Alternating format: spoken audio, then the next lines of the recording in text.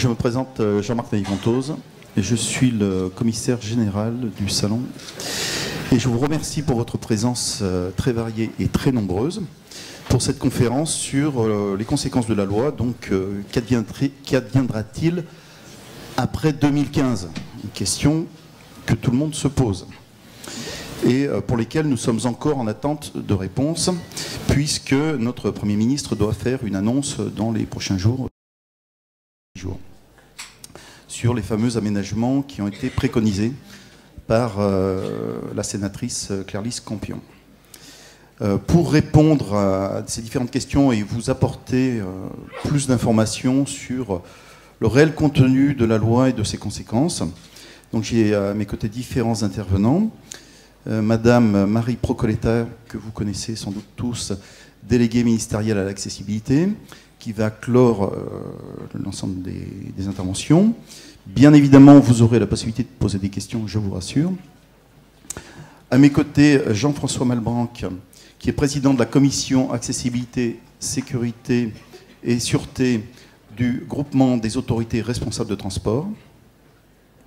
Nicolas Méril, qui est un petit peu plus sur ma droite, qui est conseiller national et conception universelle pour l'APF. Nous attendons M. Jacques Fournier de Laurière, qui est anciennement président de la Cour d'appel administrative de Paris, qui est spécialiste des questions de sécurité publique et grand spécialiste de la loi de 2005, et qui vous apportera des réponses sur la manière d'appliquer la loi concrètement et finalement sur les conséquences de l'application ou non-application de la loi pour ce que l'on en connaît aujourd'hui, puisque comme je vous le disais il y a quelques instants, il va y avoir des aménagements qui seront proposés. Donc, en attendant M. Fournier de Laurière, qui interviendra après M. Malbranc, je vais donc céder... excusez-moi Marie, je suis obligé de reprendre ce petit papier. Merci. Je vais donc céder la parole à Jean-François Malbranc, qui va nous parler donc du contexte de la loi, des difficultés d'application, les travaux du GART et les demandes du GART concernant donc les différents aspects de la loi de 2005. Et ensuite, normalement, M. Fournier de Laurière interviendra. J'espère qu'il sera là dans les temps, mais a priori, la circulation, le temps, les taxis, enfin tout le monde s'y est mis. Heureusement, vous n'avez pas eu à souffrir de tout ça. Donc, M. Malbranc, je vous cède la parole.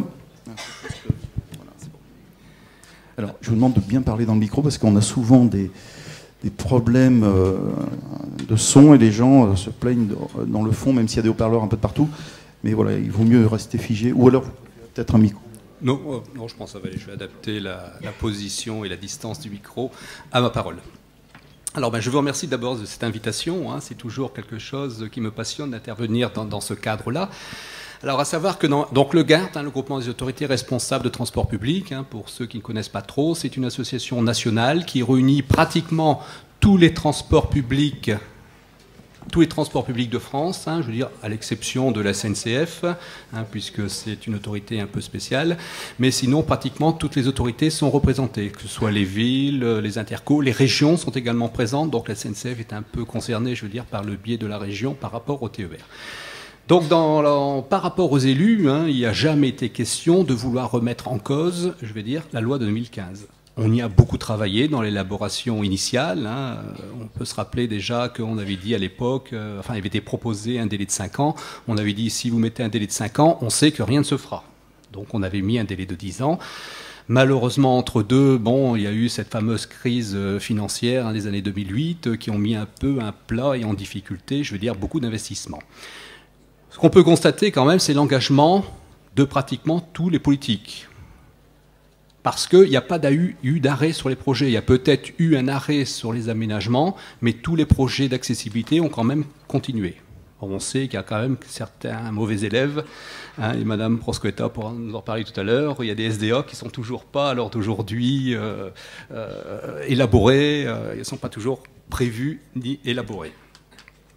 Alors, les difficultés que l'on peut rencontrer, c'est d'abord, on rencontre une grosse difficulté, c'est le millefeuille administratif. Parce que c'est bien beau de parler d'accessibilité, il faut parler de chaîne de déplacement. Hein, si vous prenez un TGV, vous prenez un RER, vous prenez un transport urbain, un interurbain, voire un transport à la demande, il y a des compétences qui sont différentes et ce n'est pas toujours harmonisé ensemble. Par rapport au transport scolaire, ça pose une grosse difficulté, hein, puisque la plupart du temps, les jeunes qui seraient en situation de handicap, souvent ils ont un transport adapté qui souvent leur correspond beaucoup mieux, notamment aux parents. Les parents sont beaucoup plus friands, je veux dire, d'un transport qui les prend en charge à leur porte, hein, jusque leur lycée ou leur collège, voire leur école. Donc mettre en accessibilité la totalité d'un réseau de transport scolaire, c'est quand même assez problématique dans sa réalisation. Il y a bien entendu l'ampleur du chantier. Hein, les transports se sont développés, je veux dire, sur des dizaines et des dizaines d'années, et d'un seul coup, je veux dire, il faut mettre en accessibilité. Beaucoup de villes avaient commencé, si je prends l'exemple de la communauté urbaine d'Arras, nous avions commencé l'accessibilité, je veux dire, bien en delà, je veux dire, de la loi de 2005. Ça n'a pas toujours forcément été le cas partout. C'est également pour les transports, et notamment pour tout ce qui est transports départementaux, les interurbains, c'est le problème industriel. Actuellement, les industries de construction d'autocars sont en mesure de produire à peu près 4000 cars par an, alors que le renouvellement du parc, c'est 35 000 cars par an. Enfin, 35 000 cars au total, je veux dire. Après, ça serait qu'un renouvellement. Donc là, il y a un problème, je vais dire, de pouvoir suivre à la demande. Les nouvelles technologies. On sait que les petits escalators au niveau des cars ne rendent pas toujours l'efficacité qu'on souhaiterait, non pas toujours, y compris, je veux dire, sur les bus, hein, les palettes. Parfois, c'est un peu bloqué, ça ne se déclenche pas toujours de façon idéale. Surtout sur les réseaux, je veux dire, où il n'y a pas une utilisation quotidienne. Je sais que quand je prends le bus ici sur Paris, j'ai jamais vu une palette qui bloquait. Mais régulièrement, ça doit arriver, hein, monsieur. Ça doit arriver, hein, probablement, mais pas. Tandis que dans les réseaux secondaires, où la palette est sortie qu'une fois de temps en temps, là, les problématiques de palettes qui restent coincées, qui sont un peu grippées, qui sont coincées par de la boue, est beaucoup plus importante. Donc tout ça, ce sont les problèmes, je veux dire, à proprement dit, techniques. Ensuite, vous avez forcément les aménagements dus à la typologie. Ça veut dire que vous avez beau rendre accessible un arrêt, avoir le bus adapté. Si pour arriver à cet endroit-là, vous avez 300 mètres de chemin herbeux, ça ne sert pas à grand-chose. Il faut que ce soit la chaîne complète du déplacement. Après, vous avez dans certaines régions, notamment les régions montagneuses, hein, où pour trouver des terrains plats, ce n'est pas toujours évident. Parce qu'attention que dans ce domaine-là, il ne faut pas non plus arriver à une forme de désertification, en disant, voilà, dès qu'on a un arrêt sur un plan qui est très incliné, on supprime cet arrêt, comme ça on réduit le problème. Si on a un arrêt que la voirie, les accotements ne sont pas aménagés, on supprime l'arrêt et on supprime en même temps le problème.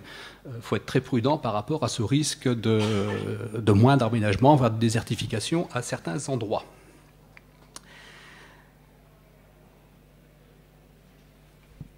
Vous avez également, bien sûr, on rejoint un petit peu, hein, c'est l'espace temporel, hein, c'est dans le temps. J'ai dit tout à l'heure, nous avons aménagé beaucoup de choses dans le transport public, et je vais faire certainement rire Madame Proscoletta. C'est souvent ma phrase en disant, pour moi, l'accessibilité, c'est la qualité dans le déplacement. Tout à l'heure, j'entendais une personne qui parlait et qui disait que quand on a un transport accessible, c'est 100% des personnes qui trouvent la qualité dans leur déplacement de tous les jours. Et pour les personnes en situation de handicap, c'est quelque chose d'indispensable qui leur permet de pouvoir accéder ou pas. Mais l'aménagement de l'accessibilité, ce n'est pas que pour les personnes en situation de handicap, c'est pour 100% des usagers qui prennent ce transport. En qualité pour certains, en moindre qualité pour d'autres, et en besoin indispensable et vital pour d'autres personnes.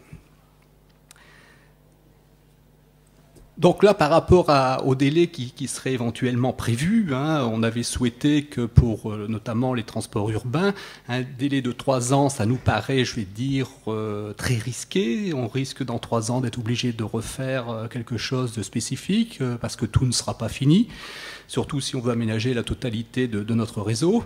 Donc là, le GART, hein, ce qu'il propose forcément, c'est de pouvoir avoir des périodes de 2 fois 3 ans. sachant qu'il n'y a pas de risque quand même, parce qu'on verra les autorités qui font un travail sérieux, hein, dans le sens que pour la DAP, chaque année, on va devoir faire un plan de travail et un budget, et chaque année devra être mis un rapport de ce qui a été fait. Ce rapport sera transmis au comité départemental des personnes handicapées, au préfet, et également, ce qui est indispensable, c'est que forcément, l'Observatoire interministériel de l'accessibilité et de la conception universelle, chaque année, fasse un bilan complet, je veux dire, de l'ensemble des autorités, pour voir si dans le lot, il n'y a pas des mauvais élèves qui disent oui, on fait la DAP, mais en fin de compte, la DAP, c'est le moyen de repousser, de ne pas faire grand-chose. Là, on va devoir quand même, dans la DAP, dans les propositions qui sont la DAP, c'est qu'on va devoir indiquer ce qu'on va faire comme travaux l'année suivante, et en plus de ça, on devra le budgétiser.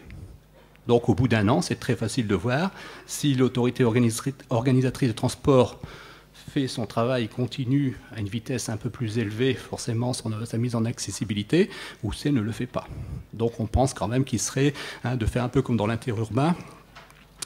Autre élément, je veux dire, qui peut plaider pour cette vision, à savoir que nous allons avoir des élections, vous allez avoir des nouveaux élus qui vont arriver, leur dire, bon voilà, il faut que tout ça soit fini en 3 ans, ça n'a pas forcément été évident. Vous avez des agglomérations qui prévoient de mettre en place des modes de transport lourds, tramway,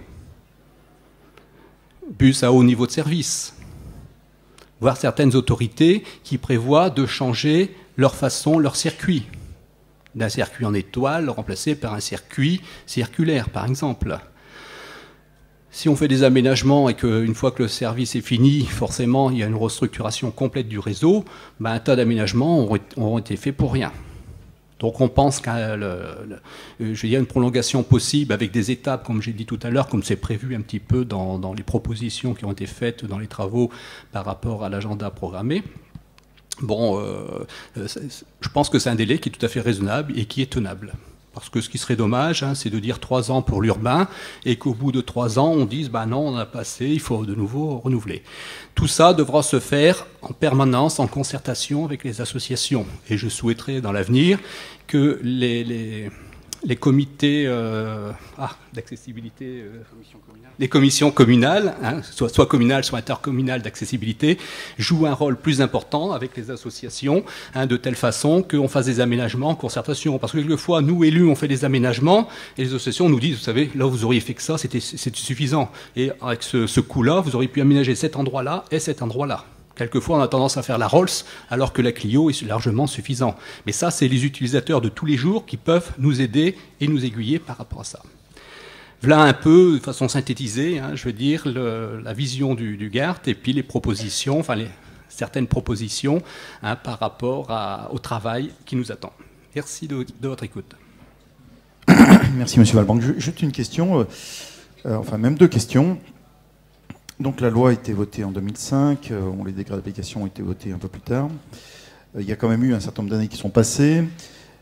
Comment on peut expliquer que certaines municipalités ont pris autant de retard? Est-ce qu'il y a vraiment eu un rejet de cette loi au départ, vous pensez, ou simplement c'était uniquement une question de durée de renouvellement du matériel, de financement public?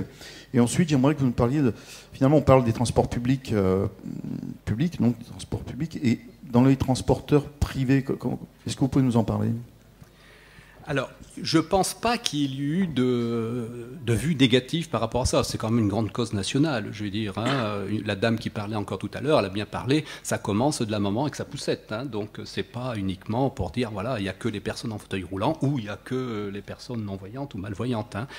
Alors, d'abord, bon, la loi était de 2005, mais le temps qu'on attend les décrets, qu'on ait tous les éléments, il s'est encore écoulé pratiquement 2 ans. Donc, en fin de compte, on a eu pratiquement 8 ans. Au bout de 8 ans, les études ont commencé. Elles ont été plus ou moins rapides. Ça, je n'en disconviens pas.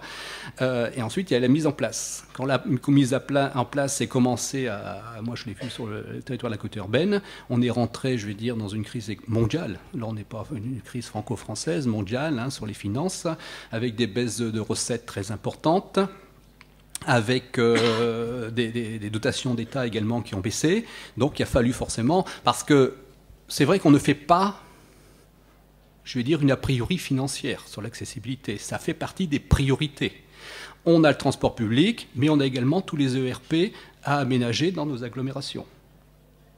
Mais la réalité, il faut qu'on paye. Je veux dire, c'est bien beau de faire des travaux, il faut qu'on paye. Donc on a eu des réductions, je vais dire, par rapport à ça.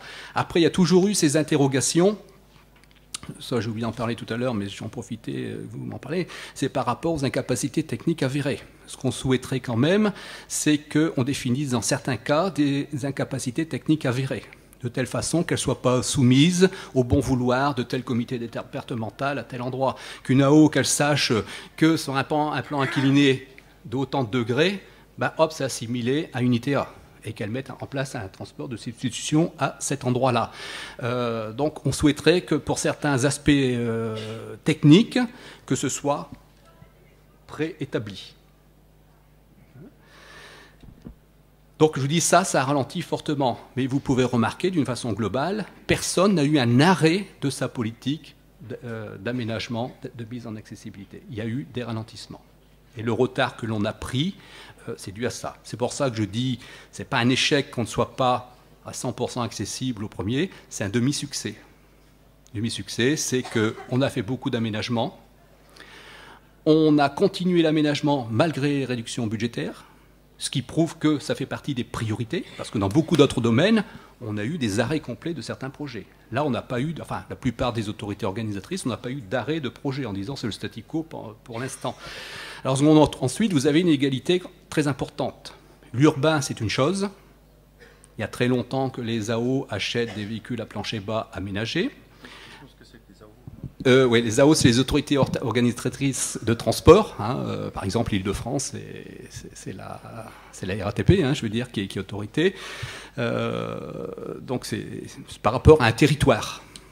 C'est-à-dire, en général, c'est le territoire de la communauté urbaine ou de la communauté de communes. Hein, c'est rare que vous avez une seule ville qui fait son transport que pour sa ville. En général, c'est pour une intercommunalité. C'est que par rapport aux transports départementaux. Donc les transports départementaux, c'est l'ensemble du département, à l'exclusion, je vais être schématique, hein, des villes qui, elles, sont en autorité organisatrice indépendante. Alors là, dans le transport départementaux, enfin dans les transports départementaux, ce sont des cars. Et auparavant, on n'avait pas de cars, enfin je ne parle pas des cars grand tourisme, etc., où c'est peut-être un aménagement différent, mais pour les cars de tous les jours, on n'avait pas de cars qui permettaient l'accessibilité.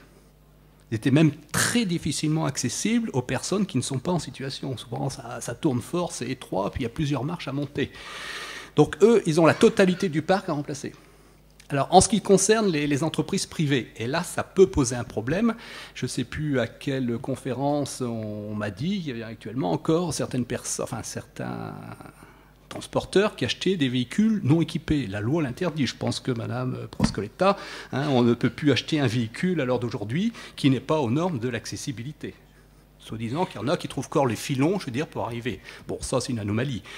Ensuite, il faut que dans les appels d'offres, si on fait appel à un transporteur privé, il faut absolument que dans l'appel d'offres, et là je pense que la loi devrait préciser et affirmer la chose, enfin confirmer la chose, c'est de dire, bon voilà, désormais l'accessibilité, parce que moi je réponds avec des autocars qui ne sont pas accessibles, le concurrent répond avec un autocar accessible, il va forcément être plus cher, il ne sera pas retenu, alors que moi je serais retenu avec un matériel qui n'est pas forcément, qui ne correspond pas à l'idéologie qu'on veut en faire actuellement dans les transports. Donc le transporteur, c'est par rapport à ça. Hein. Si on lui laisse la possibilité de répondre à un appel d'offres alors qu'il n'a pas renouvelé son parc, lui il répond. Hein. Est-ce que le coût des matériels de transport a évolué, a progressé du fait de la mise en accessibilité des matériels, ou finalement on est arrivé à des coûts similaires au matériel existant jusqu'à présent ? Non, il y a eu une augmentation forcément des aménagements. Je pense que dans les cars, ça doit être encore beaucoup plus important. Je sais qu'actuellement, vous avez des constructeurs qui sont en train de tester, non plus d'avoir des petits ascenseurs qui vont, parce que je vous dis tout à l'heure, au point de vue technologie, on est loin d'obtenir le résultat escompté, mais qui sont en train de faire des aménagements où ça sera un plancher bas au niveau du conducteur ou la personne, et puis ensuite il y aurait pour les autres personnes la possibilité. Bon, ça c'est a priori un constructeur actuel qui le propose. Donc forcément, il y a un surcoût. Alors, quand c'était lors d'un renouvellement renouvellement de parc. Et c'est pour ça que les délais sont importants, pour pas mettre au rebut, je veux dire, un quart de 6 ans, qui a encore un kilométrage qui peut encore rouler très longtemps, de ne pas le mettre au rebut. Par contre, il est important que tout renouvellement doit être aux normes. Et dans ce cas-là, oui, ça fait un surcoût. Mais si le quart précédent est arrivé en fin de vie, ça ne représente que le surcoût du quart. Mais si un quart de 6 ans, on dit, voilà, on doit le mettre au rebut, puis le vendre dans des pays où il n'y a pas de loi sur l'accessibilité, là, ça va avoir un coût énorme parce qu'on va perdre la moitié de la valeur de l'autocar qu'on est obligé de remplacer, plus le surcoût par rapport au nouveau car. Et en fonction des chiffres que vous nous avez donnés, et donc du niveau de rotation des matériels roulants, vous, est-ce que vous avez, pour nous donner une projection pour nous définir les 10 ou 15 ans qui viennent, pour dire, voilà, à partir de telle date, on pourra considérer que tous les matériels roulants en France, en tout cas les autocars, les autobus, les tramways et tous les matériels de transport public seront rendus accessibles? Alors, sur les cars et sur les bus, bon, bien sûr, vous allez me dire, ça dépend du kilométrage qu'ils font, ça dépend de leur rotation, etc. Il y a beaucoup d'éléments qui rentrent en ligne de compte. On compte un amortissement sur 10 ou 15 ans. Sur les transports lourds, on est plutôt de l'ordre de 30 voire 50 ans pour le matériel très lourd type SNCF par exemple. Bon, sur les transports lourds, c'est un transport d'aujourd'hui. Donc en général, quand il a été mis en place, les lignes de tramway qui ont été mises en place, ou les nouvelles lignes de métro, je parle bien des nouvelles, bah, elles ont été mises forcément en accessibilité. Donc le problème ne se pose pas. Donc si par rapport aux 10 ans, allez, on a commencé réellement le renouvellement de parc 5 ans après. Si on a un mandat supplémentaire, on va se retrouver à un taux de renouvellement naturel du parc d'autocars. Et là, ça n'aura que, je vous dis, que l'incidence qui existe, mais qui est minime, je veux dire, que sur la valeur du matériel supplémentaire embarqué. Et forcément également, c'est que plus on rentre dans des quantités importantes de production, plus le coût y baisse. Je me souviens, les premières SAIV, enfin information voyageurs à l'intérieur des bus que l'on a mis, coûtaient très très très cher. Et n'étaient pas toujours très performants. En plus de ça, je me souviens, Dominique Bussereau était ministre, était venu à Arras. On n'a jamais arrivé à faire démarrer le système information à l'intérieur du bus. Tandis que, bon, alors aujourd'hui, le prix est en train de baisser. Et à mon avis, il va encore baisser d'une façon considérable au fur et à mesure que la totalité, que tout le monde va équiper ce type d'équipement. Ce type d'équipement dans les véhicules de transport public. Je vous remercie beaucoup. Alors je sais qu'il y a des questions, mais ce que je vous propose, c'est qu'on pose des questions une fois que les différentes interventions sont faites. On aura suffisamment de temps et vous aurez peut-être plus de matière pour poser des questions et peut-être eu des réponses à certaines de vos questions. D'accord ? Donc Monsieur Malbranck est là, il pourra répondre aux questions, ne vous inquiétez pas. Nicolas Méry, qui est, comme je vous le disais, conseiller national à la conception universelle pour l'APF, qui travaille donc depuis de longues années sur les questions d'accessibilité, et l'APF y est très sensible. Est-ce que vous pourriez nous faire part déjà du point de vue de l'APF sur ces questions d'accessibilité, sur la loi de 2005, sur finalement son retard à l'application, sur ce qui vous semble bon, ce qui vous semble moins bon, et nous parler de votre point de vue sur les fameuses ADAPT dont nous aurons le point final, je pense, d'ici une petite dizaine de jours. Oui, merci. Mais peut-être que déjà pour la salle, faire un petit préalable sur ce que sont les ADAPT, parce que peut-être qu'effectivement, ce n'est pas très clair pour toute la salle. C'est vrai que ça fait suite à un rapport de la sénatrice Claire-Lise Campion qui avait été mandatée par le Premier ministre pour faire un état des lieux sur l'application de la loi du 11 février 2005. Donc ce rapport a été remis le 1er mars 2013, Premier ministre, et qui donc, on va dire, officialise ce qu'on savait tous déjà, c'est-à-dire le grand retard de la France en matière d'accessibilité. Et donc c'est là où la sénatrice a proposé effectivement une solution qui est en même temps de maintenir l'échéance du 1er janvier 2015, et ça c'est la première chose extrêmement importante à retenir dans le dispositif qui est imaginé. Il y a bien un maintien de l'échéance légale du 1er janvier 2015. Ensuite, ce qui est imaginé, c'est la formule, le dispositif des ADAP, agenda d'accessibilité programmée, qui ressemble peu ou prou à ce qui était demandé dans les diagnostics, que ce soit diagnostic ERP, SDA pour les transports, par exemple. Et donc là, l'idée, c'est que ce soit un document qui fasse un diagnostic, un état des lieux du respect ou de l'irrespect de la réglementation dans son ERP ou dans son service de transport, et ensuite de faire une programmation budgétaire ferme, sur une période donnée. Je reviendrai tout à l'heure sur la durée. Ce document, donc le 1er janvier 2015, là, on s'oriente, mais le Premier ministre va rendre ses arbitrages, comme vous l'avez dit Jean-Marc, d'ici quelques jours. On s'oriente sur le dispositif suivant. C'est-à-dire que le 1er janvier 2015, qu'est-ce qui se passe quand un ERP est inaccessible ou un service de transport? Bon, on va parler des ERP pour faire plus simple. Premier cas de figure, le gestionnaire de l'ERP n'a pas rendu son ADAP. Donc là, on rentre dans le dispositif initial qui était prévu par la loi, c'est-à-dire possibilité d'émettre une plainte, de porter plainte, et à ce qu'il y ait des sanctions pénales qui puissent aller jusqu'à 45 000 € d'amende pour des personnes physiques et 225 000, c'est quintuplé dans le cadre des personnes morales. 225 000 € pour les personnes morales, voire jusqu'à la fermeture administrative de l'établissement. Ça, c'est si un gestionnaire d'établissement n'a pas rendu un ADAP. Il est susceptible de faire l'objet d'une plainte. Seconde possibilité, il a rempli un ADAP, donc c'est-à-dire un dossier qu'il devra remettre à la préfecture avant le 31 décembre 2014, à la CCDSA. Je ne rentre pas trop dans les détails techniques, Marie, pour le moment. J'essaye de faire au plus simple. Au 31 décembre 2014, de remettre donc un ADAP à la préfecture. Donc cet ADAP fera un état des lieux avec une programmation budgétaire ferme. Le dossier d'ADAP pourra bien entendu comprendre les demandes de dérogation qu'aura sollicité le gestionnaire de l'ERP pour les motifs qu'on connaît, hein, vous savez. Donc impossibilité technique, conservation du patrimoine architectural et troisième motif, disproportion manifeste entre les améliorations apportées et leurs conséquences, c'est-à-dire le motif économique. Donc ce dossier-là, s'il est remis à la préfecture au 31 décembre 2014, du coup, ça ouvre une période où le gestionnaire de l'ERP ne peut pas faire l'objet d'une plainte pendant la durée de l'ADAP. Donc du coup, c'est un peu l'ingéniosité, on va dire, du dispositif, c'est-à-dire qu'il est fortement incitatif parce que, effectivement, attention, si vous ne faites pas votre ADAP, vous pouvez faire l'objet d'une plainte. Donc c'est quand même, et c'est là où on insiste très très fortement vis-à-vis du gouvernement pour qu'il y ait une communication, parce que cette loi du 11 février 2005, pourquoi on en est là aujourd'hui? Parce qu'elle n'a pas été accompagnée. On nous a voté une belle loi, il n'y a pas eu de politique publique à côté, malgré tous les efforts qui ont été portés, avec les très faibles moyens dont a disposé la délégation ministérielle à l'accessibilité. On ne l'a pas vu, cette loi. Les acteurs de terrain ne l'ont pas vu, n'ont pas été accompagnés par des mesures budgétaires ou fiscales et par des discours réguliers de ministres qui disent « attention, le compteur tourne ». Donc là, il y a un enjeu qui est fondamental vis-à-vis de la communication. Alors ensuite, sur le sujet ADAP, là, ce qui se profile,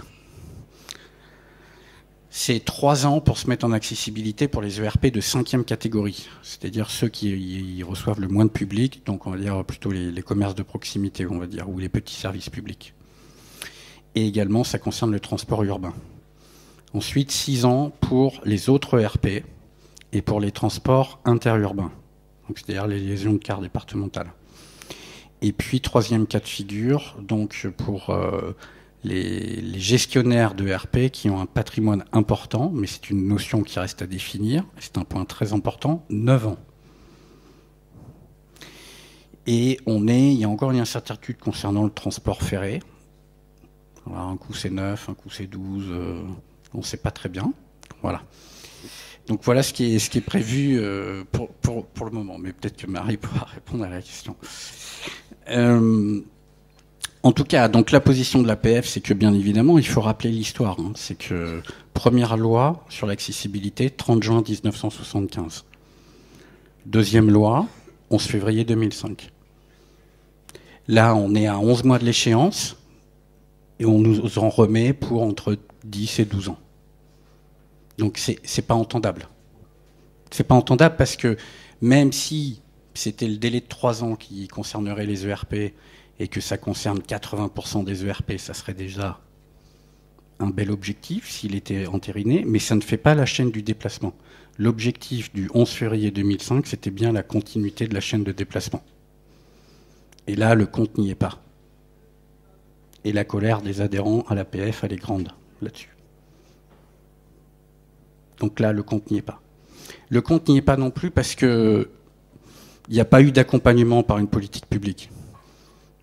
On entend les difficultés qu'a le GART, on entend les difficultés qu'ont eu d'autres secteurs. On en a entendu des vertes et des pas mûres, si j'ose l'expression, si vous me permettez l'expression, pendant 3 mois et demi au cours de ces chantiers de concertation qui ont concerné les ADAP et les normes. Moi, je citerai quelques chiffres, quelques données. Est-il normal qu'au 1er juillet 2012, 39% des AOT, des autorités organisatrices de transport, n'avaient toujours pas fait leur schéma directeur d'accessibilité, qui est uniquement un document programmatique. 39%, ça voulait dire plus de 4 ans de retard. 4 ans de retard dans l'élaboration d'un document. Il ne s'agissait pas de faire rendre accessible. Hein. Il s'agissait de rendre, pour février 2008, un document programmatique. Voilà. Là, on vient de sortir le baromètre de l'accessibilité. J'apprends que la communauté d'agglomération d'Alençon n'a toujours pas fait son schéma directeur d'accessibilité. 6 ans de retard. 6 ans de retard. On apprend que la communauté d'agglomération de Guéret inaugure un tout nouveau service de transport avec des points d'arrêt inaccessibles. Est-ce normal? Surtout dans du neuf. Donc, on pourrait passer l'après-midi à décrier toutes les malfaçons, tout le retard. On n'est pas là, on va être constructif. Mais les ADAP, de toute façon, on n'a pas le choix. Mais il est certain qu'il va falloir que les durées soient particulièrement resserrées, parce que là, elles sont inacceptables pour le 6 et 9 ans. Et il va falloir effectivement des procédures de suivi et de contrôle plus que strictes, parce qu'après 40 ans d'attente, vous comprendrez bien que ce n'est pas acceptable et que ce n'est pas entendable pour tout à chacun. La demande sociale est énorme, surtout au moment où le 9 avril va passer au Conseil des ministres le projet de loi sur l'adaptation de la société au vieillissement, où la ministre des Personnes âgées, effectivement, du coup, porte une loi où il s'agit d'anticiper le futur vieillissement démographique de la France. Donc là aussi, on ne comprend pas pourquoi on a d'autres points de blocage, comme par exemple sur les ascenseurs dans les immeubles de 3 étages. Mais oui, parce qu'il se construit plein d'immeubles de 3 étages et où les ascenseurs ne sont pas obligatoires, alors que la population vieillit et que dans 10 ans, ça sera près d'un quart de la population française qui aura plus de 65 ans. Donc ce qui est un peu dommage, et c'est là où effectivement la communication et l'information est extrêmement importante, c'est que ce n'est pas qu'une histoire de personnes en situation de handicap, comme le font beaucoup d'acteurs sur le terrain, qui ne voient que les personnes en fauteuil roulant. Sauf qu'il n'y a pas que les personnes en fauteuil roulant, il y a toutes les personnes qui, effectivement, ce qu'on appelle les PMR, qui ont des difficultés de mobilité, vous avez les personnes déficientes visuelles, les personnes déficientes auditives, les personnes déficientes intellectuelles, déficientes cognitives, le handicap psychique, les personnes âgées, les parents avec les poussettes, c'est pas une déficience, les femmes enceintes, être enceinte, c'est pas une déficience, et pour autant, on peut connaître des problèmes de mobilité, surtout dans les dernières semaines. Donc on voit bien que du coup, ce qui est demandé, et c'est vrai que c'est un peu rageant, on voit toujours l'accessibilité comme une charge et pas comme un investissement. Donc il faut aussi, et en plus, l'accessibilité est créatrice d'emplois. On nous dit que le BTP souffre d'un problème de construction. Là, voilà des secteurs créateurs d'emplois. Donc plutôt qu'on le voit comme une charge, voyons-le aussi pour le pays comme un investissement. Tout ce qui est notamment ce qui relève de la silver economy, dont on nous parle beaucoup en ce moment, c'est-à-dire de développer tout un tas de prestations de produits et de services pour nos seniors. Et ben, tout ce qui va servir aussi aux seniors va également servir aux PMR et à plein de personnes avec tous les types de déficiences. Allô, 1, 2. Ouais. Est-ce que... Merci Nicolas.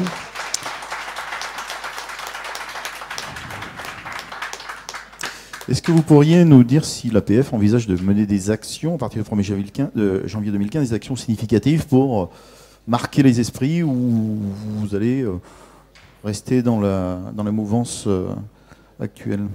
Bah écoutez, je regardais mon administratrice qui est juste en face de moi, donc elle représente 1/24e du conseil d'administration et elle me fait oui. Donc voilà, bon, donc on verra ce que décidera le conseil d'administration après le 1er janvier 2015, mais Il ne faudra certainement pas l'écarter, peut-être, pour faire des exemples. Comment dirais-je, je vais donner un exemple. 2003, 3 adhérents de l'association ont fait voyager 3 adhérents de l'association dans un wagon de fret de la SNCF. Les adhérents portent plainte, l'association porte partie civile. Avec la SNCF, du coup, commence à s'entamer, on ne se connaissait pas, commence à s'entamer un dialogue. Alors évidemment, il y a eu un procès, mais du coup, 2005, la SNCF nous propose, à nous et à d'autres associations, l'AFM, l'UNAPI, la CFPSA, les principales associations, concernant tous les types d'associations de déficience, de signer un protocole d'accord pour se réunir. Et depuis 2006, on a une réunion technique mensuelle et 2 réunions politiques. Et on a eu des belles réussites. Du coup, la SNCF, parce qu'on a travaillé avec eux sur les toilettes universelles, on a travaillé avec eux sur les serrures tactiles, ils ont reçu, du coup, un prix du design à Berlin. Donc, vous voyez l'histoire, un prix du design pour la serrure tactile qui prenait en compte toutes les spécificités concernant tous nos types de déficiences. Et voilà qu'au bout de 10 ans, vous voyez, au départ, on part sur un procès, puis ça se termine bien sur un prix de jury européen sur un design. Voilà. Bon. Alors, vous me faites rebondir sur une question, justement, l'APF peut-être avec d'autres associations. Est-ce que vous vous êtes dit, durant ces 7 ou 8 dernières années, tiens, est-ce qu'on ne mènerait pas une action de sensibilisation auprès de groupements d'industriels, des gestionnaires de transport, de parcs de logement? Est-ce que c'est des actions qui ont été faites en accompagnement, en support des structures et des organisations qui sont soumises à cette obligation d'accessibilité? Est-ce que l'APF a fait cela? Oui. On a fait ce qu'on a pu. Nos délégations et le siège, oui, je pense, ont fait beaucoup de choses, mais le travail, il est titanesque. Vous voyez bien que si... vous vous rendez compte le nombre de RP qu'il y a en France, le nombre d'entreprises, le nombre de branches professionnelles, c'est titanesque le travail. C'est pas une association qui peut porter ça toute seule, ça c'est clair. Nous on a participé grâce à la délégation ministérielle accessibilité, au guide sur l'accessibilité des cafés, restaurants, discothèques. Il y a eu d'autres guides qui ont été faits, l'accessibilité des bureaux de vote. Dès qu'on pouvait rencontrer une branche professionnelle pour la sensibiliser, bien évidemment, on le faisait, quoi. Donc, évidemment, on est là pour ça, pour sensibiliser, rassurer aussi. Rassurer. Parce que, malheureusement, il y a beaucoup d'acteurs de terrain qui croient qu'on leur demande d'appliquer la réglementation du neuf dans leur bâtiment existant. Non, c'est pas ça. Il faut communiquer sur les motifs de dérogation. Non pas pour que... On le sait, il n'y a pas de dérogation totale. Il y a autant de demandes de dérogation qu'il y a de points de cheminement posant problème. Donc c'est pas parce que, effectivement, ici, on ne va pas pouvoir, on va dire... je vais prendre un cas où on a le choix entre... il faut faire l'entrée dans le RP, il faut faire les sanitaires, il faut faire un ascenseur. Peut-être qu'on ne pourra pas gagner l'ascenseur pour des motifs économiques, mais au moins on aura gagné l'entrée dans le RP et au moins on aura gagné les sanitaires. Parce qu'il faut aussi avoir un principe de réalité économique en fonction des capacités du gestionnaire. Mais tout ça grâce notamment, et je voudrais les en remercier, à l'Assemblée française des chambres de commerce et d'industrie et la délégation ministérielle accessibilité, mettre au point... Ils ont mis au point, du coup, nous avons mis au point un document Excel où, à partir des liasses fiscales que le gestionnaire de l'ERP devra remplir, il devra mettre toutes ses charges, il devra faire un premier scénario de mise en accessibilité et puis un second scénario. Si le premier scénario, c'est pas possible de tout faire, admettons qu'il y en ait pour des 1000 euros, la formule Excel va pouvoir calculer qu'à par rapport à sa capacité d'autofinancement, il pourra supporter l'investissement ou pas. Et puis s'il ne peut pas, admettons, on fait un second scénario où là on passe à 6 000 euros et là on s'aperçoit que ça passe. Donc au moins ça évite d'être dans le tout ou rien. Ça rassure tout le monde. Ça rassure aussi bien le gestionnaire de l'ERP que les responsables associatifs et les représentants associatifs. Parce qu'au moins c'est objectif. On voit si ça passe économiquement ou pas. Parce qu'on est dans l'existant. Et autant dans le neuf, il n'y a pas de dérogation, donc il n'y a pas de discussion à avoir, autant dans l'existant, il faut qu'on soit pragmatique. Mais il faut avancer. Donc tous les retards de programmation, etc., c'est pas entendable, ça. Alors, peut-être que c'est pas entendable, mais en même temps, vous acceptez, j'en déduis, malgré tout un peu, que la loi de 2005 avait peut-être été poussée un peu loin et que des aménagements, des dérogations sont certainement nécessaires dans pas mal de cas. Ah, on n'a jamais reconnu que la loi de 2005 allait trop loin. Certainement pas. Non, non, c'est pas ce que j'ai dit. C'est pas du tout Non, ce mais que j'ai je dit. pose la question parce que finalement, vous acceptez l'idée que on peut pas tout faire, quoi, et qu'il faut faire un moment un choix, quoi. Alors attendez, parce que là, il faut qu'on distingue deux choses. Le problème, non, la loi de 2005, elle est bien équilibrée. 9, pas de dérogation, l'existence de 3 motifs de dérogation possibles qu'on étudie, qu'une commission préfectorale valide ou ne valide pas à partir de pièces justificatives. D'accord ? À partir de là, il n'y aurait pas de problème si tout le monde s'était lancé dans la démarche. Le problème, c'est que tout le monde ne s'est pas lancé dans la démarche, faute d'accompagnement d'une réelle politique publique, d'accompagnement des acteurs de terrain. Donc cette loi, elle n'a pas été portée depuis son vote, quasiment pas. Donc c'est l'écueil. Ça aurait rassuré beaucoup de gens, qu'elle soit, comment dirais-je, beaucoup plus connue, notamment pour rassurer sur ces fameux motifs de dérogation. Donc on n'a jamais dit qu'elle allait trop loin. Hein. Je rappelle, hein, les motifs de dérogation pour les bâtiments existants existaient déjà lors de la loi de 2005. Hein. Donc ça, c'est pas une nouveauté. Hein. On n'a pas... C'est pas une nouveauté. Bien, bah merci. Alors, nous attendions et nous attendons toujours Jacques Fournier de Laurière qui, a priori, ne vient pas. Donc, je vais donner la parole à Madame Marie Procoletta, donc déléguée ministérielle à l'accessibilité. Donc, vous avez entendu Monsieur Malbranc et vous venez d'entendre Nicolas Méril et qui remet en question un certain nombre de choses, donc qui vous ont fait réagir, j'ai bien entendu. Vous avez été missionné par le Premier ministre déjà depuis un certain nombre de mois pour mettre à plat toutes les propositions qui ont été mises en avant par Claire-Lise Campion et qui vont aboutir à des choses qui seront annoncées par Monsieur Hérault. Donc je ne vais pas vous demander, bien évidemment, de les dire avant lui, mais peut-être de nous dire ce que vous pouvez nous dire sur la façon dont Nicolas Méril vous a fait réagir sur la manière dont la politique publique a été portée ou non, et sur les ADAP, si vous pouvez déjà aussi nous donner quelques informations sur ce sujet. Merci. Merci à vous. Bonjour à tous et je salue les nombreuses personnes que je reconnais dans la salle. Bon, certainement pas toutes parce que vous êtes vraiment très très nombreux aujourd'hui. Alors ce qui est intéressant, c'est que vous êtes très très nombreux aujourd'hui parce que ça veut dire qu'on a réussi à mobiliser autour de cette volonté de mettre en accessibilité notre société. Alors ça, c'est vraiment un signe des plus encourageants. Je le souligne pour tous les gens que je connais qui ont labouré le terrain depuis 2005. J'en regarde quelques-uns là devant moi, ou voire au fond, qui ont fait des réunions avec les chambres de commerce, qui ont fait des réunions avec les chambres des métiers, avec les élus ou qui les ont fait tout seuls à la préfecture ou dans le fin fond de toutes les villes de notre beau pays pour porter la parole de l'accessibilité. C'est aujourd'hui parce que 2015, ça sera là très vite.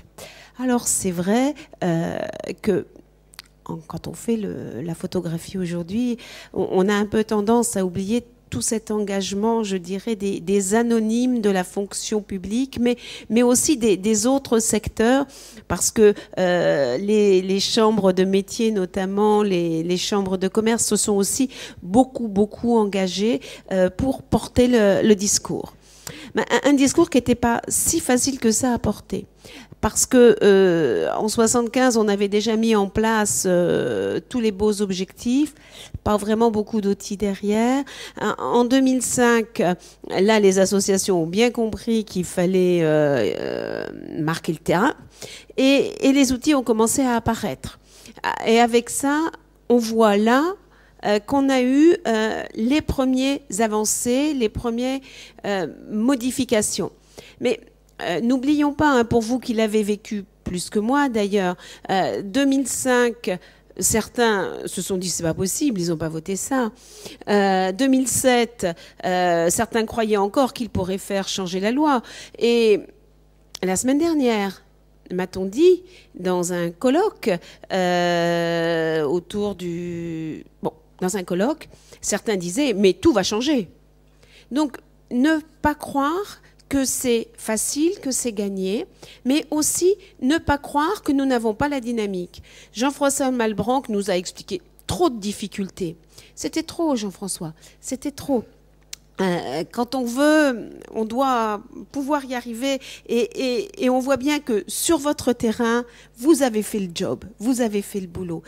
Donc les difficultés, elles étaient là, nonobstant qu'il fallait changer les mentalités d'un certain nombre d'acteurs, nonobstant qu'on a, comme Jean-François Malbranc l'a dit, du matériel qui dure très longtemps et qu'on ne peut pas jeter l'argent par les fenêtres des trains, nonobstant le fait qu'on a un patrimoine extraordinaire et que ce patrimoine, eh bien, il faut qu'on apprenne à le rendre intéressant pour les touristes, mais aussi pour tous les touristes et pour toutes les personnes qui visitent et qui vivent dans notre société. Donc, on avait ce besoin de temps. Ce besoin de temps parce que il faut faire évoluer nos mentalités. Accepter l'autre, accepter la différence. Je me souviens de Jean-François Chaussy qui disait « mais comment on va arriver à faire changer ce regard ?» pour reprendre un terme beaucoup porté par l'APF et par les associations. Donc, une loi de 2005 posée, des résistances énormes et néanmoins une vraie dynamique. Alors, quand on a une vraie dynamique, eh bien, il ne faut pas l'arrêter. Le souci qu'on avait avec cette loi de 2005 qui a donné les objectifs sur lesquels il est clair, pas un gouvernement, pas un Premier ministre a dit que l'on reviendrait. 2015, M. Ayrault l'a dit clairement, on ne peut pas toucher à cette date et c'est autour de cette date pivot qu'il vous faut construire, qu'il vous faut anticiper. Alors, c'est vrai que moi j'ai tendance à dire que je suis assez fière du travail qui a été réalisé sous l'impulsion du Premier ministre parce qu'il nous a dit il faut travailler la question et il faut la travailler tous ensemble.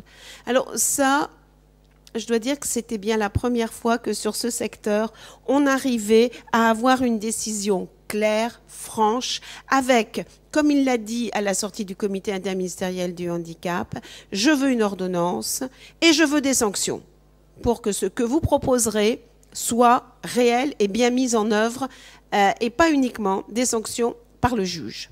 Donc on est là dans une vraie dynamique qui a été mise en œuvre et qui a été portée pour que ce 2015 ne devienne pas un couperet, mais pour qu'on soit capable, après 2015, de continuer la dynamique sur laquelle on est parti. Alors, c'est vrai que lorsque je parle de secteur pour dire qu'on voit bien que les choses ont évolué, je parle souvent du transport urbain, parce que le transport urbain, il était entre les mains des élus, que les élus, avec leurs services, ont su s'adopter et ont su prendre à bras-le-corps cette question.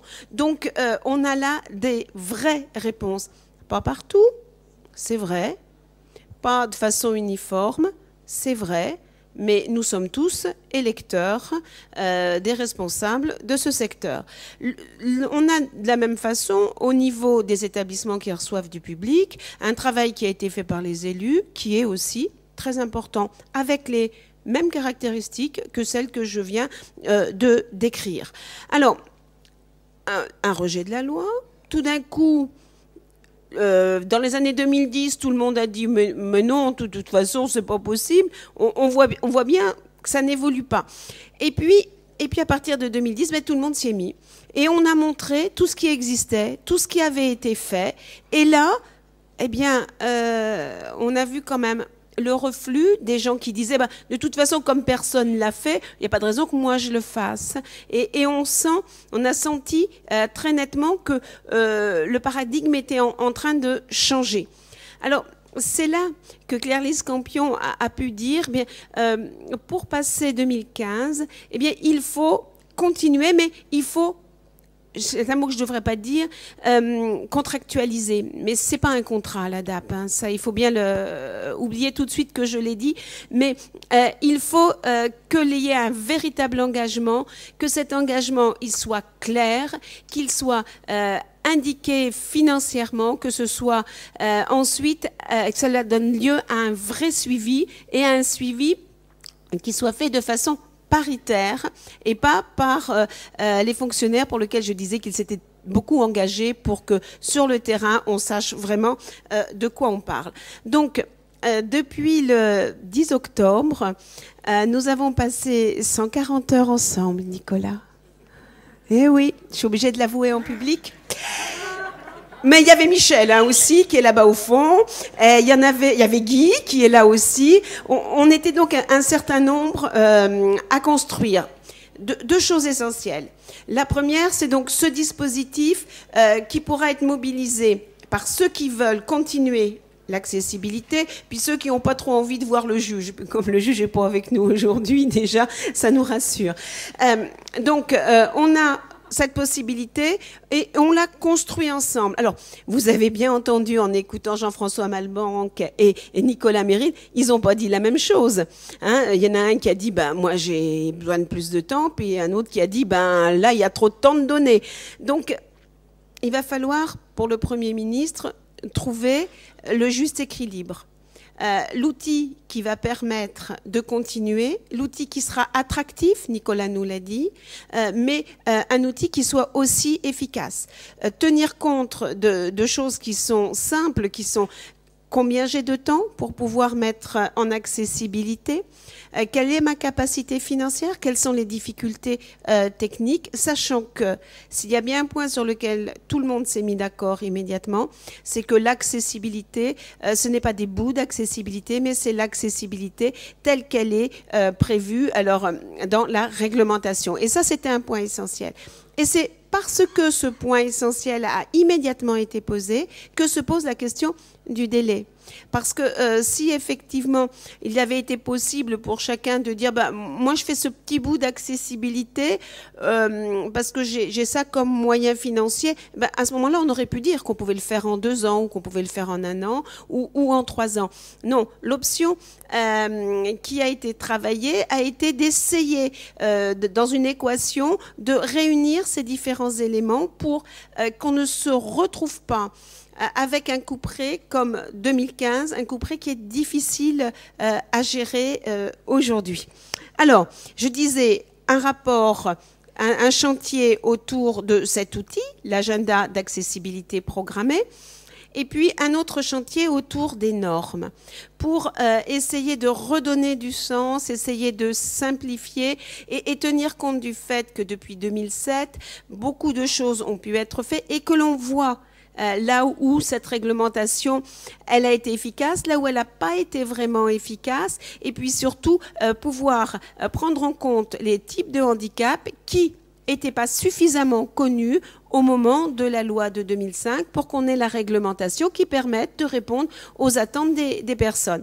Voilà donc 2 chantiers qui s'imbriquent, qui se répondent et qui sont au service de la même chose, la mise en accessibilité, autrement dit les objectifs de la loi de 2005 qui sont toujours présents et qui resteront présents. Le Premier ministre vous en dira plus que moi. Moi, je ne peux pas aller beaucoup plus loin, quoique peut-être quelques questions peuvent trouver réponse.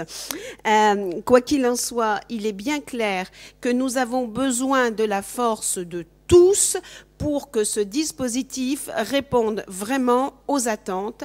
Nous avons un engagement du gouvernement sur la question de la communication, mais nous avons aussi l'engagement de toutes les branches professionnelles, de toutes les associations qui ont participé à ces 140 heures délicieuses d'échanges pour porter, lorsque le Premier ministre aura donné le signe, le fait que les ADAPT, c'est un outil qui est à disposition pour continuer à se mettre en accessibilité et proposer des services à tous. Voilà peut-être ma réaction première.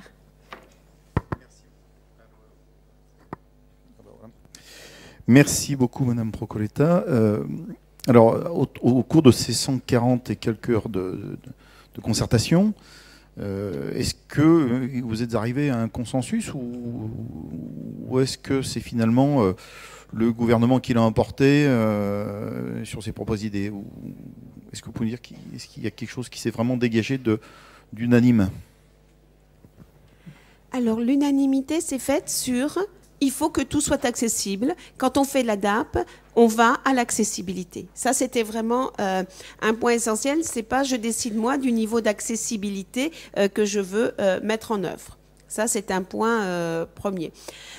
Sur qu'est-ce qu'il doit y avoir dans un ADAP, sur comment on construit un ADAP, bon, ben là, globalement, à 99,9%, consensus. Alors après, quand on commence à parler de questions plus sympathiques, comme les délais, vous avez entendu. Alors ici, vous avez 2 des 140 personnes. On a entendu tout chiffre possible. Ça pouvait être 2 ans. 2 ans. Ouais. Enfin, lui, vous fait un signe de 3. Moi, je dis 2. 2 ans. Vous pouvez le refaire, mais est-il audible? J'ai entendu 12 ans, 15 ans. Donc, voyez, quand vous mettez tous les acteurs avec leurs problématiques, avec leur prisme, vous voyez qu'il faut arriver à construire sur la base de ce qu'ils portent en eux. Et lorsqu'il a été dit qu'il fallait intégrer les dérogations pour avoir les dérogations aux règles d'accessibilité pour avoir une vision globale de ce qui allait se passer, eh bien là, on avait déjà un premier fil pour trouver un début de date. Parce que une dérogation, ça va avec un permis de construire, puis un permis de construire, ça a une durée de vie de 2 ans, voire 3 ans. Donc, en allant à 3 ans, on avait déjà un premier élément. Alors, on a quelques connaissances de ce qui se passe sur les différents secteurs et il est paru assez intéressant de retenir une autre date qui était à 6 ans maximum, puisque on est bien en maximum chaque fois. Lorsqu'on est sur un patrimoine qui est lourd, qui est plus difficile à pouvoir mobiliser, et puis de façon très très très exceptionnelle sur des cas de figure comme le ferré. Voilà, comme ça, Nicolas, on ne s'est pas assez vu, je crois que 140 heures, c'était pas assez. Comme le secteur ferroviaire, pouvoir aller jusqu'à 9 ans. Donc, sur ces éléments-là de la durée, on savait bien au début qu'il n'y aurait pas de consensus. Donc, on savait qu'il fallait s'appuyer sur les propositions des uns et des autres pour construire un dispositif. Alors, on n'a pas encore parlé des sanctions, puisque le Premier ministre a dit sanctions à la sortie. Alors, je sais qu'à la table, il y a quelqu'un qui ne veut pas de sanctions. Et je sais qu'à la table, il y a quelqu'un qui veut des sanctions. Voilà. Je ne vous dirai pas qui. Hein, je vous laisse choisir. Vous trompez pas. Alors, mais on est tous bien d'accord. L'objectif, c'est pas d'avoir des sanctions. L'objectif, c'est bien de mettre en accessibilité. En revanche, la notion de sanction, avec une automaticité, quand les choses ne sont pas faites, c'était quelque chose qui était dans la commande du Premier ministre. Alors, j'ai bien entendu ceux qui m'ont expliqué pas de sanctions, mais je suis fonctionnaire avant tout, donc j'obéis au Premier ministre. Voilà, il y a d'autres points sur lesquels Nicolas est intervenu tout à l'heure en disant oui, il y a des moments où vous... Non, c'était ce matin, Nicolas, on se voit trop souvent. Hein. Là, vous avez prévu des suspensions de délais. Est-ce bien cadré? Est-ce bien raisonnable? J'ai pas eu le temps de lui répondre ce matin parce qu'on était très nombreux autour de la table. Oui, notre objectif, c'est bien entendu aucune dérive, des éléments clairs, de façon à ce qu'on ait ce qu'on n'avait pas avec la loi de 2005, c'est-à-dire un accompagnement permanent, année par année. Voilà, des accords, des désaccords, c'est normal. C'était... Si vous voulez, l'accessibilité ne fait pas consensus dans notre société et on avait donc autour de la table que des gens qui souhaitaient avancer, ce qui est quand même déjà un grand pas. Comme M. Malbranck l'a dit tout à l'heure, les élus ne sont pas contre, mais il faut intégrer tout ceci dans les programmes. Et à partir de là, mais on a pu construire un dispositif cohérent, pragmatique, c'est moi qui ose le dire. Je verrai lorsque le Premier ministre aura pris sa décision la réaction des différents partenaires. Merci beaucoup. Donc, moi, ce que je retiens, c'est déjà que le gouvernement, a priori, maintient la dynamique et que, bon, il n'y a pas de voie d'échappatoire, en tout cas, sur lesquels certains acteurs de l'économie pourraient compter. Alors, Monsieur Malbranche, je voyais que vous vouliez réagir. Oui, toute une petite réaction. Je vous remercie, Madame la déléguée, parce que justement, vous m'avez ouvert les yeux et je n'ai pas été suffisamment accessible. Et c'est vrai, c'est toujours difficile d'avoir un message. Je veux dire qu'entre moi et Nicolas, nous avons presque dit la même chose. Moi, quand je dis qu'il nous faut du délai, c'est pour le 100%. Si un réseau à l'heure d'aujourd'hui est accessible à 60%, ben, il n'y a pas, il faut que l'année prochaine il sera à 70%, etc. C'est pour arriver au 100%. Sans dire ce que je vous disais tout à l'heure, la simplification de dire on va supprimer tous les arrêts qui nous posent problème, et puis comme ça en les supprimant, on résout également le problème. Tous les endroits un peu biscornus, ben, les bus ou les cars ne passeront plus. Ensuite, tout à l'heure, bon, j'ai peut-être fait une démonstration, je veux dire, avec un peu trop d'exemples, et c'est le problématique, je veux dire, quand quelquefois on entre trop dans le détail, je vous faisais tout à l'heure en aparté, c'est qu'on a tendance, je veux dire qu'en gros, la problématique, c'est quoi? Ben, c'est la problématique de certains ITA. Je ne dis pas qu'il faut mettre tous les ITA de façon, je veux dire, une incapacité technique avérée, hein, qu'on ne peut pas réaliser. Bon, peu importe la forme de l'ITA, je vais dire, si on prend les arrêts, bon, ça fait un point. Ensuite, ben, c'est le renouvellement du matériel et on l'adapte également le matériel. Dans certains cas, on ne changera pas, on l'adaptera. Et puis le troisième point, c'est les délais, si vous préférez. Donc les revendications du garde, il n'y a pas de problème. En ce qui concerne les sanctions, on sait qu'il faut qu'il y ait une sanction parce que je suis réaliste, hein, s'il n'y a pas une sanction derrière. Mais par contre, ce qui est important, bah, c'est de respecter ce triangle, je veux dire, hein, entre la sanction, les délais et les ITA, de telle façon qu'il y ait un équilibre qui soit harmonieux et réalisable. Hein, parce que tu as fait certain que si on baisse le délai trop bas, la sanction va devenir disproportionnelle et puis ça pourra poser problème. Voilà. Vous voulez réagir? Oui, je voulais réagir sur les délais. Non, je vais prendre juste un seul exemple. Jean-François, si vous me permettez. Tout à l'heure, dans votre diapositive, vous mettiez durée moyenne de mise en accessibilité 6,4 ans, sauf erreur de ma part. Hein.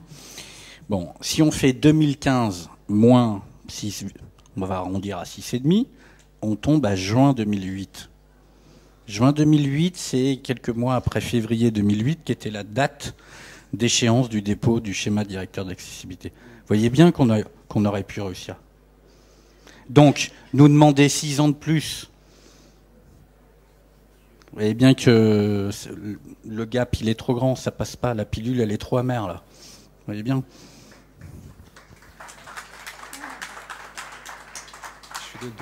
Alors, deux éléments de réponse. D'abord, à savoir, comme je vous dis tout à l'heure, c'est que tout s'est fortement ralenti avec la crise financière. Il n'y a pas que ce domaine-là. Hein.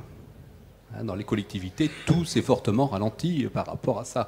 Et le second point, le 4 ans et demi, c'est le moyenne, je vais dire, à la limite, des arrêts qui avaient le plus de facilité à aménager, qui avaient le plus de personnes à transporter, donc une nécessité beaucoup plus importante. C'est certain que le petit arrêt, vous savez, au fond de mon village, de ma commune, 300 habitants, est beaucoup plus difficile à rendre accessible. Donc là, on n'est pas dans des délais aussi courts.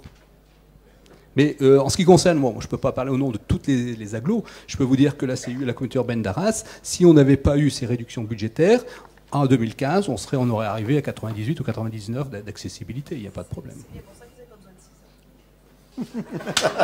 Je raisonne sur un ensemble, je ne parle pas de la communauté urbaine d'Arras. Et puis il y a des réductions budgétaires qui sont encore annoncées. Bah, écoutez, merci beaucoup, on va passer aux questions. Alors, je vous demande de respecter une règle, s'il vous plaît, pour les questions. Déjà des questions courtes, hein, et pas des romans. Ensuite, j'aimerais bien qu'on évite les cas personnels, hein, parce que chacun a quelque chose à dire sur son cas personnel, bien évidemment, et c'est important, mais ce n'est pas le lieu pour en parler. Donc, alors par contre, j'ai besoin de quelqu'un pour prendre le micro. Nous avons un micro portable, hein, et est-ce que... Non, Marie, à côté de vous, là. Ouais. Oui, celui-ci ou celui-ci. Alors, il fonctionne. Alors, qui est-ce qui fait la gentille demoiselle? C'est moi? Non, on aura tout. Allez, c'est Aude. Alors, Aude de Chavagnac, merci beaucoup. Première question pour Marie. Est-ce que les simplifications, ça va être Monsieur Mandon? Qu'est-ce que c'est que cette histoire? Qui est Monsieur Mandon, cher Aude? C'est un parlementaire qui est chargé par le Premier ministre de rendre un rapport sur l'ensemble des simplifications. Oh ben Aude, faites-vous pas peur à vous toute seule. il est bien clair que le chantier accessibilité, il a été confié à Claire-Lise Campion et que j'étais là pour faire pilotage et animation. Le Premier ministre l'a dit, nous ne sommes pas dans le choc de simplification. Voilà. Aude, passez le micro à quelqu'un d'autre. S'il vous plaît. Alors, oui, on va vous passer le micro tout de suite après. Oui, bonjour. Une question pour peut-être Monsieur Méry, parce que tout à l'heure vous avez donné un calendrier. Je peux juste vous dire en 2 mots qui êtes-vous. Jean-Pierre Gallo, Ville de Montpellier. Je suis chef de projet handicap et accessibilité. Ce qui est pour tous, et je pense que tout le monde l'attend, c'est ce fameux calendrier avec le nombre de ERP. Vous aviez 3 ans, si j'ai bien pris en mes notes, pour des ERP de 5e catégorie, 6 ans pour des autres ERP avec les transports, et 9 ans pour des ERP. Une importante. Voilà. C'est à combien le niveau des ERP très important? C'est quoi, 240 C'est justement l'inquiétude qu'on a reportée à Madame la ministre Marielle Carlotti, pas plus tard encore ce matin, mais c'est pas la première fois qu'elle l'entend. C'est-à-dire sur la nécessité d'avoir des critères extrêmement précis et restrictifs pour que ça n'ouvre pas la boîte de Pandore. Cette notion-là de patrimoine important. Merci. Alors, sur les patrimoines importants, c'est clair, l'ordonnance qui va permettre de déclencher tout le dispositif, elle sort en juillet, si tout va bien. Hein, si les gens de mon service, là, que j'ai abandonné, continuent bien à bosser pendant que je suis ici, mais je les surveille avec le téléphone. Donc une ordonnance, et derrière l'ordonnance, on a un certain nombre de textes à sortir. Et pour que tout soit opérant, il faut qu'on arrive à tout sortir rapidement. Et il y aura effectivement des éléments indiquant ce qui correspond à du patrimoine très important pour lequel, à titre exceptionnel, il pourra y avoir un délai qui irait jusqu'à 9 ans. Mais j'entends derrière votre question qu'une grande ville comme Montpellier s'interroge déjà pour savoir comment elle va pouvoir programmer les travaux qui lui restent à faire, sachant que Montpellier, ça va pas mal, hein, Nicolas, du côté de Montpellier. D'accord. Alors, qui est-ce qui a le micro? Oui, c'est moi. Bonjour, ça va? Alors, bon, j'ai des questions parce que, et surtout des affirmations, parce que, par exemple... Tu peux te présenter, Marie. Oui, pardon. Marie Juliana Tinirello, membre du conseil d'administration de l'APF. Merci. Donc, ce que je voulais... Et de Metz, exactement. La zone de Metz, Talange, exactement. Donc, ce que je voulais dire... c'est que vous m'étonnez que vous parlez des bus accessibles. Parce que nous avons inauguré le Métis à Metz, qui est inaccessible. Bravo! Alors, je sais pas, vous pensez quoi? Ça fait partie des anomalies, je veux dire. Hein, je le disais tout à l'heure. Je sais. On m'a dit dernièrement qu'ils accordent des bus qui sont acquis et qui ne sont pas accessibles. C'est une anomalie illégale en plus, parce qu'on n'a pas le droit. Ouais. Mettre un nouveau service en fonction, à moins que ce soit expérimental pour 15 jours pour voir ce que ça donne, mais si ce n'est pas quelque chose d'expérimental, c'est une anomalie, ça ne devrait pas exister. Et il y a une autre question que je vous pose directement, c'est que la gare d'Agodange n'est pas accessible et elle le sera que avant fin 2015. Moi, ça m'oblige en tant que personne qui prend le train à Agodange, c'est à 3 km de chez moi, d'aller à plus de 15 km de chez moi pour payer un taxi en plus. Ma gare est inaccessible. C'est inaccessible, quoi. Alors, merci. C'est bien d'évoquer des cas personnels, mais comme je disais tout à l'heure, hein, si on pouvait prendre... Oui, non, mais il y a plusieurs personnes. Je le sais, hein, mais voilà, je voudrais qu'on évite de tomber dans les cas personnels. Merci. Alors, une autre question derrière. À côté là, dame juste derrière. Présentez-vous, merci. Bonjour, Valérie Pérez, architecte. Oui, ça marche. Depuis l'application de la loi, nous avons aujourd'hui quelques années de recul sur avec des exemples, heureusement. Que pouvez-vous nous dire, est-ce que le micro a des soucis, que pouvez-vous nous dire sur l'évolution ou certaines modifications de la règle? Est-ce qu'il y a des grands sujets qui vont, suite à des incohérences qui ont été remarquées, modifiées ou évoluées? Pour nous citer un cas particulier, peut-être? Non. Je ne parlerai pas de l'habitat, mais je pourrais parler d'autre chose. Non, il est clair que dans le chantier évolution de la réglementation, un certain nombre de sujets ont été évoqués et il y a eu des accords et désaccords pour faire évoluer cette réglementation. Aujourd'hui, les décisions ne sont pas prises. En revanche, participer à toutes ces discussions, aussi bien votre ordre que le principal syndicat de votre secteur. Donc, si vous voulez plus d'éléments sur ce qui est sur la table, ou alors, je vous conseille d'attendre une semaine et puis vous y verrez plus clair. Voilà, mais c'est clair, c'est bien évident que les sujets qui vous préoccupaient ont été évoqués. Certains ont trouvé réponse, d'autres n'ont pas trouvé réponse. Et les positions des uns et des autres n'ont pas toujours été dans le respect de ce que nous pouvions attendre compte tenu du niveau de la négociation. Voilà, je l'ai dit gentiment. Alors, une autre question, monsieur. Oui, bonjour, ministère du Travail, Eric Thibault. En fait, j'ai une question et deux petites remarques. La question, c'est pour, excusez-moi, j'ai pas votre nom en tête, monsieur de l'APF, pour les ADAP. Donc, vous avez dit qu'au 31 décembre, les ERP devaient déposer au 31 ou plus tard des dossiers pour avoir un ADAP. Excusez-moi si l'expression n'est pas adéquate. En fait, je voulais savoir, moi, en tant que citoyen lambda, comment je sais si un ERP a déposé une dérogation ou pas pour l'amener au pénal. Voilà. Deux petites remarques au sujet de monsieur qui représente le GART. J'ai toujours pas de nom, désolé.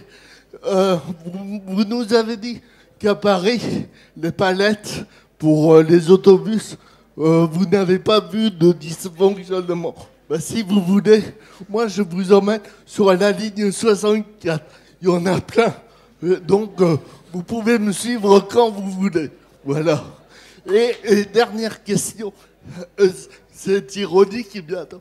Est-ce que les QG de candidats à la mairie ou à la présidentielle sont soumis à l'accessibilité comme tous les ERP? Le QG de Madame Arlette Carlotti n'est pas accessible. Voilà.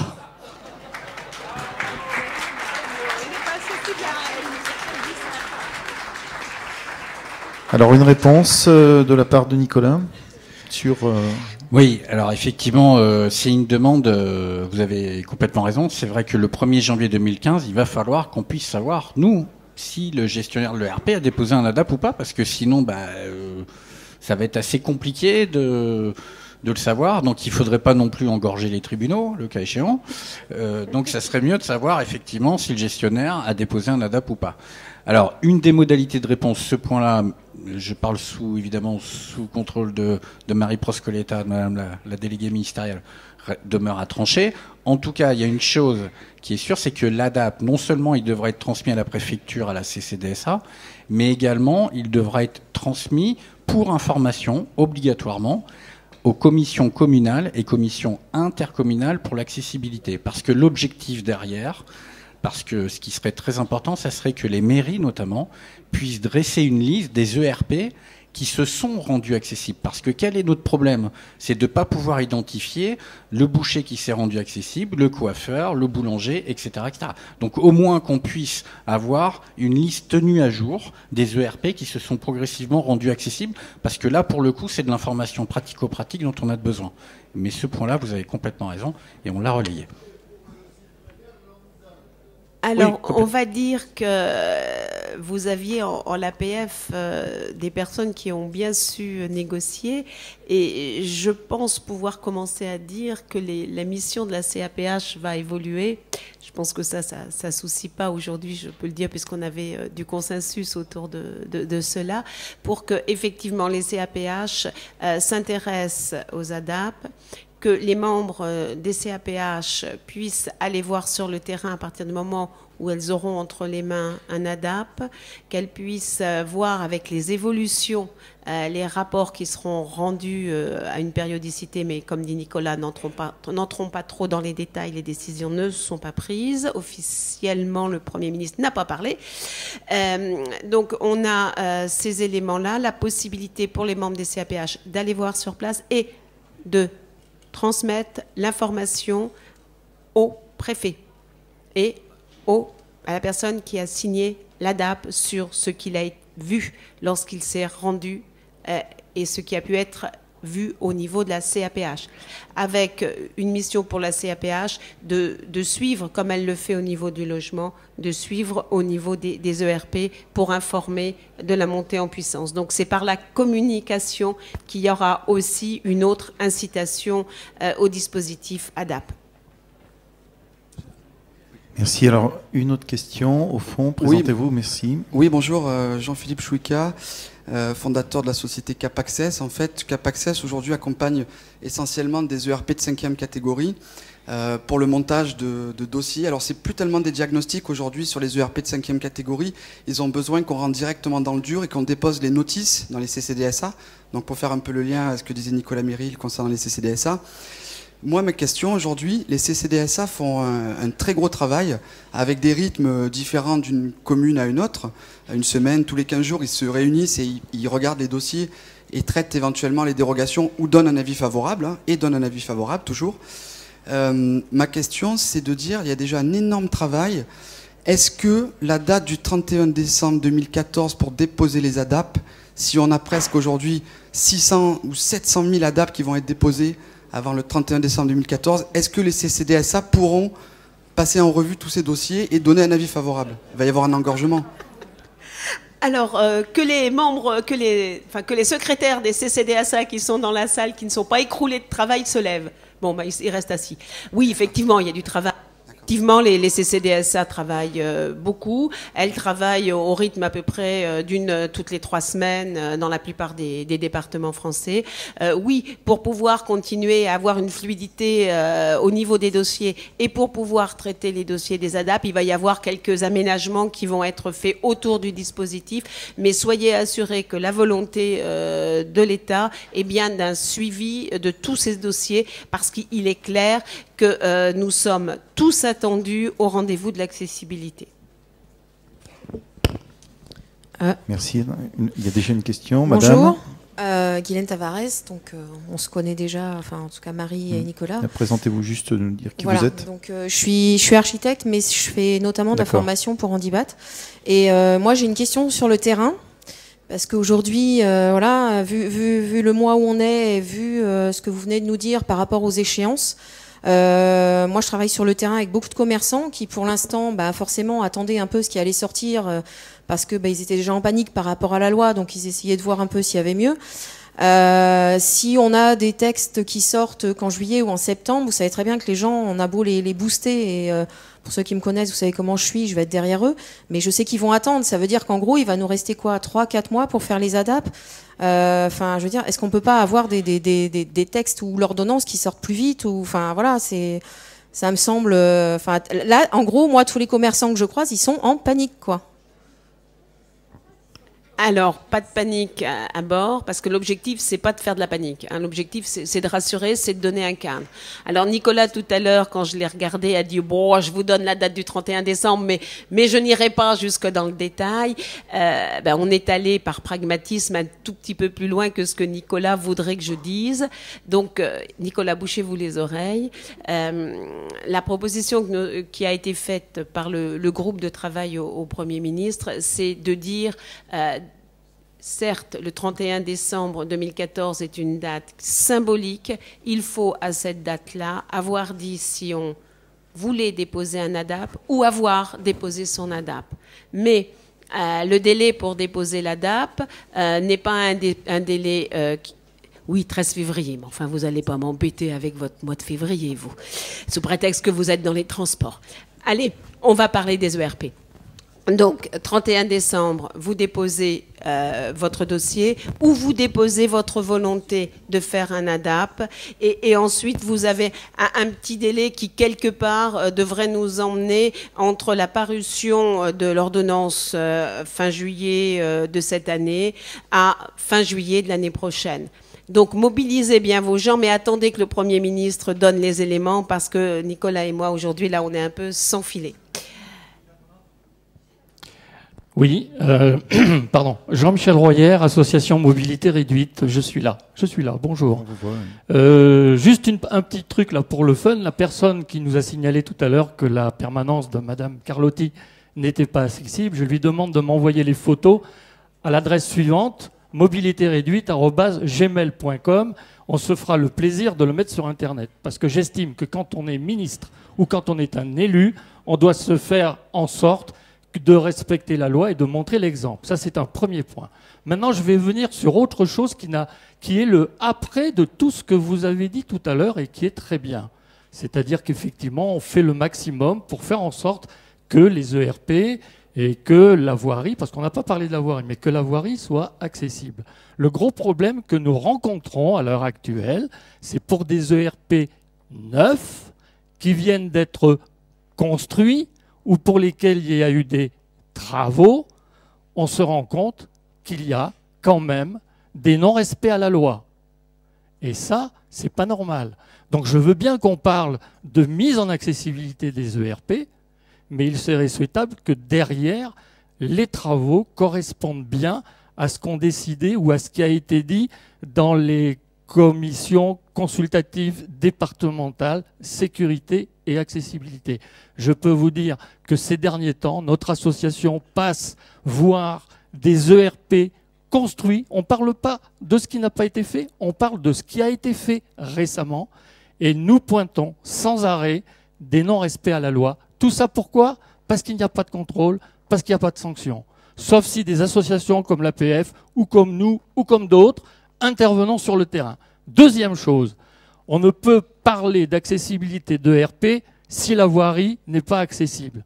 Bien entendu, il y a des plans d'accessibilité de la voirie qui sont votés au sein des commissions, au sein des conseils municipaux, pardon, mais ce qu'il faut savoir, c'est que depuis le 1er juillet 2007, tous les travaux de voirie qui sont faits en agglomération doivent respecter strictement la loi et plus particulièrement l'arrêté du 15 janvier 2007.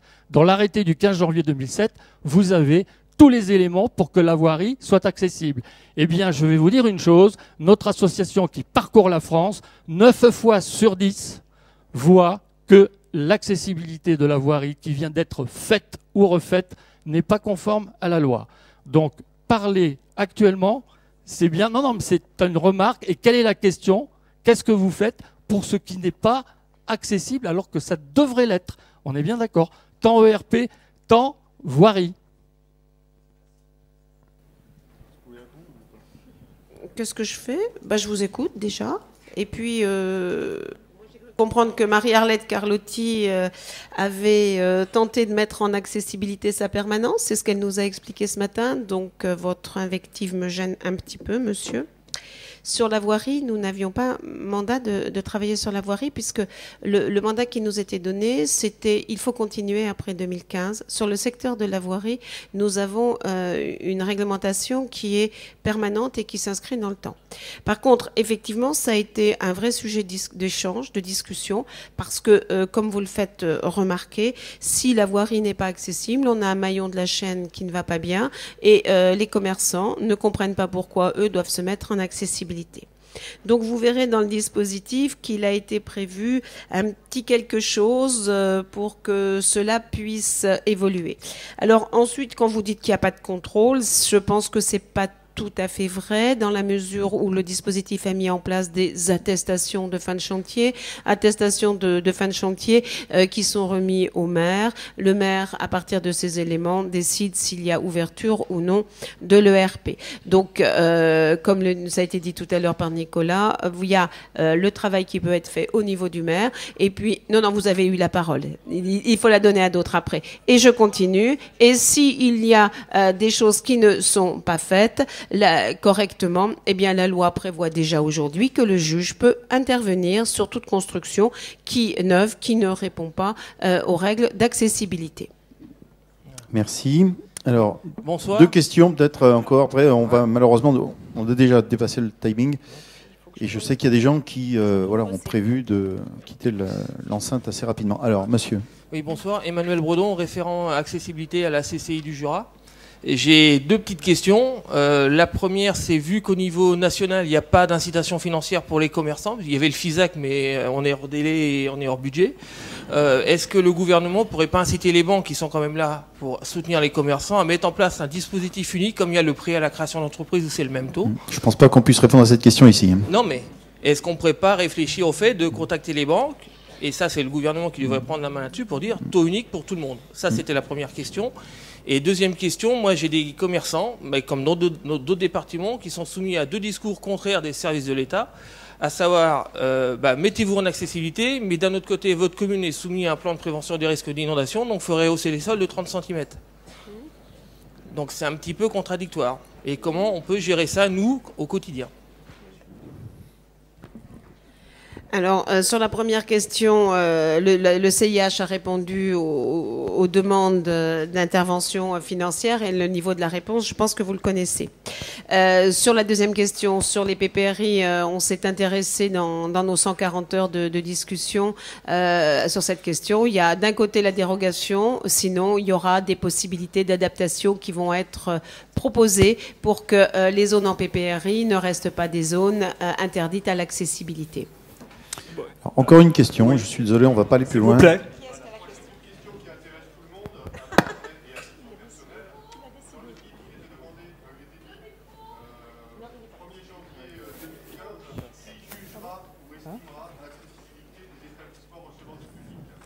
Oui, alors donc notre intervenant, monsieur Jacques Fournier de Laurière, qui devait répondre à toutes ces questions, malheureusement n'est pas venu. Oui, Alors, je vais quand même répondre à la question de monsieur, parce que c'est une question qui est importante. Lorsque le législateur a adopté la loi, il a retenu un principe qui était celui du juge. Donc, le 2 janvier 2015, aucun fonctionnaire de l'État n'ira faire la tournée des ERP. Nicolas nous a dit tout à l'heure, il y a trop d'ERP. Quand il a dit il y a trop d'ERP, il ne vous a pas donné de chiffres. On peut estimer entre 650 000 et 1 million.